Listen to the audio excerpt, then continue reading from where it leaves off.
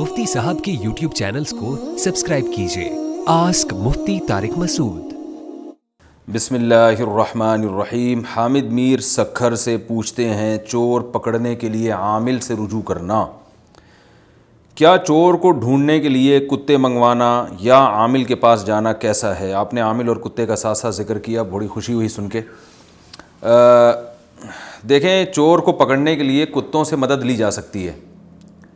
जो सच्ची मुच्ची के कुत्ते हैं उनसे आप मदद ले सकते हैं। वो जो खोजी होते हैं ना, वो कुत्तों के ज़रिए अंदाज़ा लगा लेते हैं, इंसान की बू पहचान लेते हैं, और बहुत से चोर इस तरह से पकड़े गए हैं।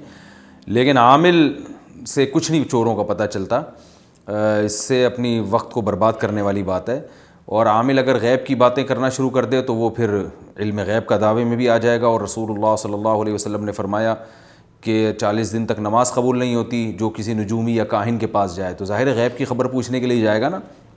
तो जो खोजी होते हैं ना, खोजी गांव देहातों में होते हैं, वो टाप देखकर, कदमों की आवाज़ देखकर कदमों की जो निशानात हैं और इस तरह से, या कुत्ते जो है इंसान की बू से अंदाज़ा लगा लेते हैं।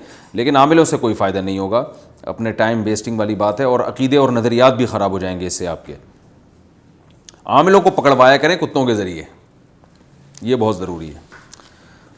और याद रखें, मैं जब आमिल की बात करता हूँ तो मेरा मुराद कोई रुक़िया या हर वो शख्स इसमें दाखिल नहीं है जो तावीज़ देते हों या रुक़िया दम करते हों। दम तो कोई भी कर सकता है, और बड़े बड़े बुज़ुर्गान दीन हैं जो बाज़ दफ़ा जायज़ तावीज़ भी दे दिया करते थे, दुआओं पर मुश्तमिल, कुरानी आयात पर मुश्तमिल, और दम भी कर दिया करते थे। ये तो सहाबा से भी साबित है। आमिल से मेरी मुराद वही हैं जो ये आजकल बैठे हैं दुकानें खोल के। आस्क मुफ्ती तारिक मसूद।